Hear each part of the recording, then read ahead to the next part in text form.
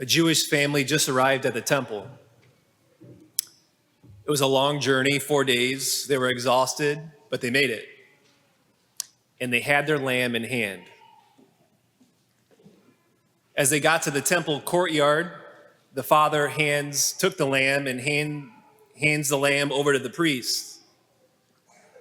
Then the priest, with a razor-sharp knife, makes one quick cut to the throat, causing instant death to the lamb. Another priest right near, standing next to the father and the other priest, is standing there with a golden bowl, right there to catch the blood that would flow through and flow out of the lamb. And as he catches the blood that comes out from the lamb, he then hands the golden bowl then to another priest, and then to another priest, and to another priest, all the way passing the golden bowl all the way to the last priest that's standing next to the altar. And then that priest, upon receiving that golden bowl with the blood of the sacrificial lamb, he pours forth that blood all over the altar. Then the dead lamb is hung up on hooks with its two forearms spread out so that it could be skinned and then prepared for roasting. The family then took their lamb home, roasted it, and ate the lamb. Any Jewish family would do that every year. You might say, well, that's awfully weird, that's bizarre. But of course, no Jew would see it as weird or bizarre. Because when they saw the blood being poured forth out by the priest on the altar, and when they saw that the lamb was brought home and the lamb was eaten, they would remember that night when death was coming for them. That eerie night that just reeked of death that we hear about in our first reading from the book of Exodus.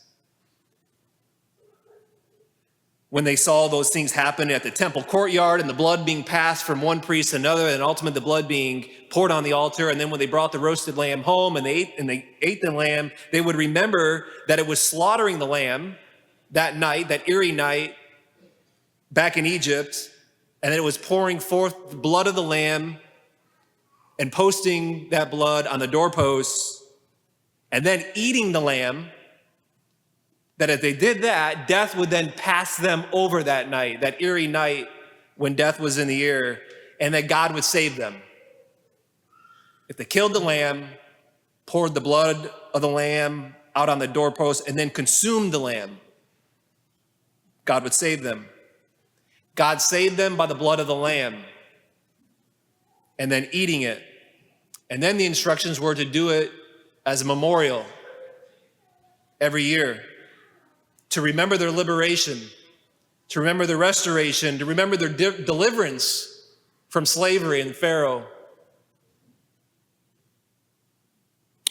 Jesus was no foreigner to this. He did it as a little boy. You could say he probably did it 33 times every year. We know, of course, he traveled with Mary and Joseph. It might have been him, this story in the very beginning of a family traveling 4 days. Probably would have took Joseph, Mary, and Jesus 4 days traveling from Nazareth down to the temple in Jerusalem. But we hear in our gospel today of the reading Jesus at the Last Supper. The night before he was betrayed, or the night he was betrayed, he gathered his disciples to celebrate the Passover meal again like he would any other time, as all Jews did. The bread was there, the wine was there, there's mention of the bread, there's mention of the wine, but there's no mention of the lamb. You can't have a Passover meal without the lamb. It's like sitting down for a Thanksgiving dinner without the turkey. I guess you could have Thanksgiving dinner without the turkey, but you'd be weird. It'd be weird. So it's worse than that. Because you could have Thanksgiving dinner without the turkey, but you can't have a Passover meal without the lamb. So the disciples, you can just imagine the conversations in the mind of the disciples, maybe whispering to one another at the Passover meal there with Jesus in the upper room. Who brought the lamb to the temple yesterday? You know, the lamb that gets handed over to the priest who has a razor sharp knife, who makes one quick cut to the throat, causing instant death to the lamb. You know, and then that other priest that's there with the golden bowl that catches the blood of the lamb and its hand. Did anybody here see that? Did anybody take the lamb and get the lamb and take it there and to see all that happen? John, did you do it? Thomas, did you see it? Peter, certainly you took care of it. Before they could figure out who dropped the ball by not getting the lamb, they hear Jesus say, "Take this, all of you, and eat of it. This is my body, which will be given up for you." Sacrificial language. But why is he using sacrificial language? And then he says, "Take this, all of you, and drink from it. For this is the chalice of my blood, the blood of the new and eternal covenant, which will be poured out for you and for many, for the forgiveness of sins." Sacrificial language again, being poured out, offered up. This is sacrifice language. There's no lamb. That's weird enough.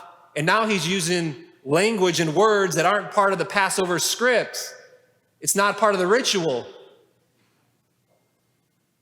Of course, it wasn't until the next day, Good Friday, that they realized that it wasn't that the lamb was forgotten, but that the next day, Good Friday, that Jesus would become the sacrificial lamb, that he would give up his body,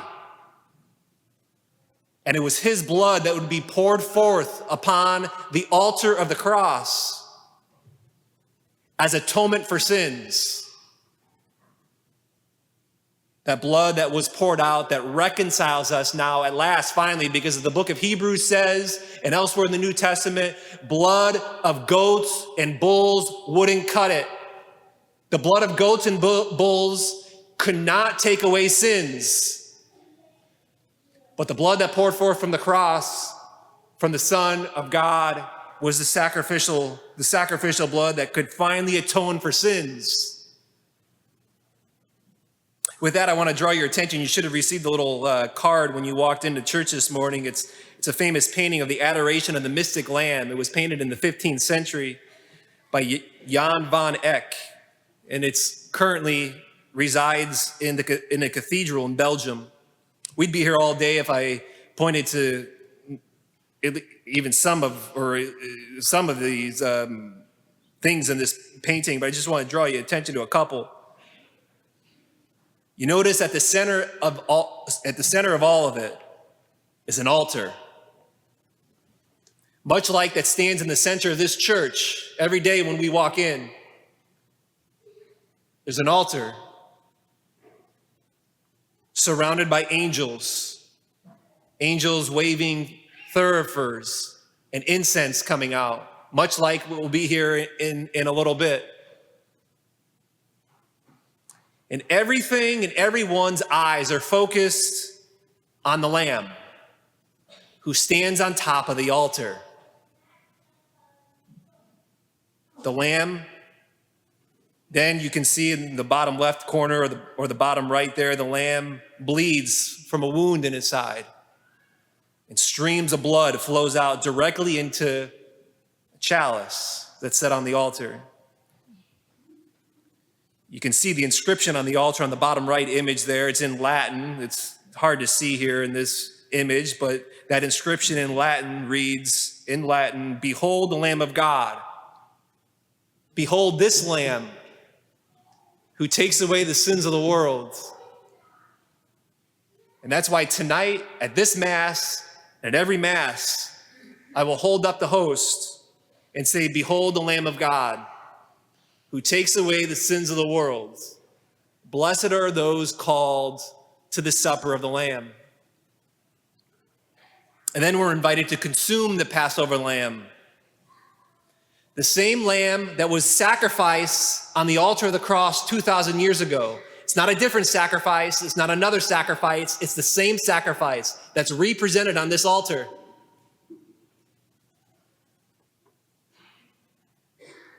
And as tonight, as we celebrate the institution of the Eucharist, we also celebrate the institution of the priesthood.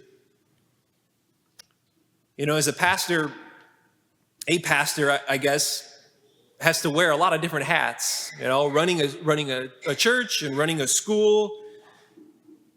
Behind the scenes, it can be difficult. Not can be, it is difficult. It can be complicated.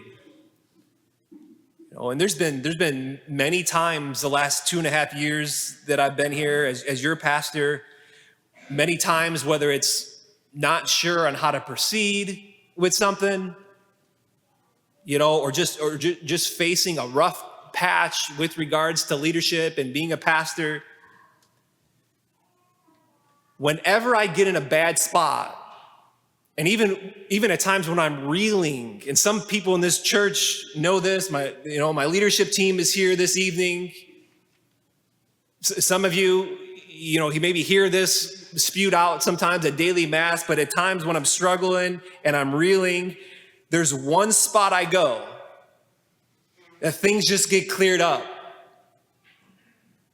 Things fade away, at least even for a moment. And it's when I stand right here.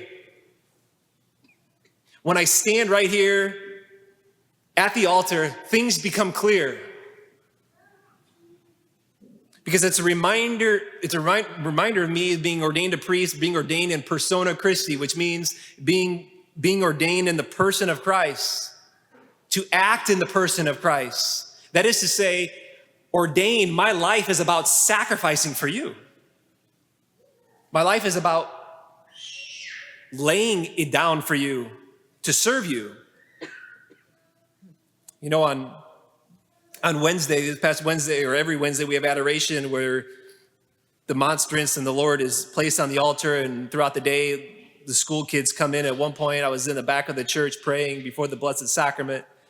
And I think it was the 4th grade class came in, and they're all kind of lined up over here. And when I looked up, I saw 20, 9-year-olds just kneeling right here with their eyes fixated on the altar, or more so, who was on the altar?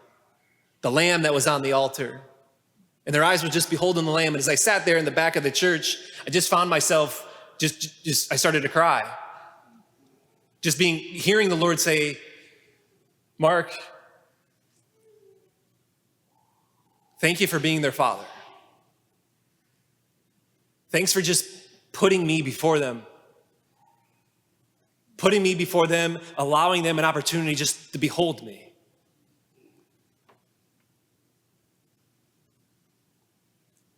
One of my favorite descriptions of the priesthood was written by a Dominican priest. And in fact, it's when priests get ordained, when I got ordained, and when priests get ordained, on the back, they usually make a holy card.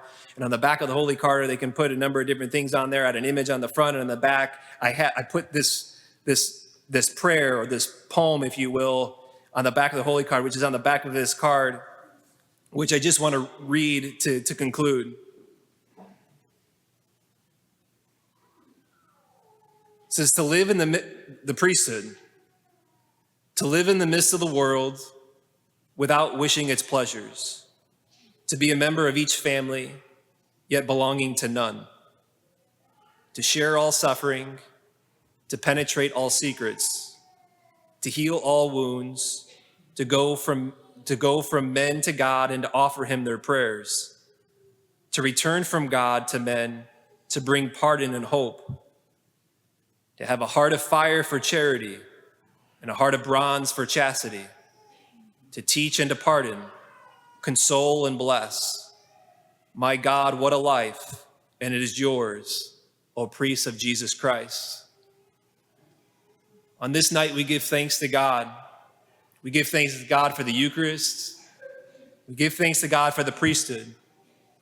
Blessed are we who are called to the supper of the Lamb.